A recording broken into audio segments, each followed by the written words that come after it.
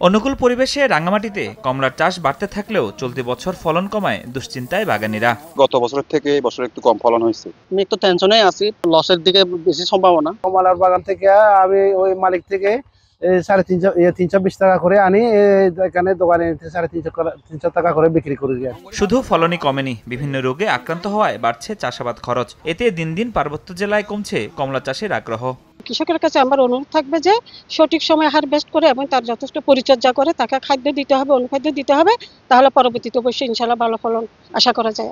পরামর্শ না মেনে খেয়াল খুশিমতো ফল সংগ্রহ ও গাছের পরিচর্যা জ্ঞানের অভাবেই এমন বিপর্যয় বলছে কৃষি বিভাগ। 3-4 বছর আগে আমার ছিল এখানে প্রায় 600 হেক্টর জমিতে কমলার বাগান। এই বছর মূলত 450 হেক্টর জমিতে কমলার বাগান আছে এবং আস্তে আস্তে কমতেছে এই কমলার বাগানটা। এটার মূল কারণ হচ্ছে পরিচর্যা করা জটিল এবং এই পরিচর্যায় এখানকার চাষিরা অভ্যস্ত না।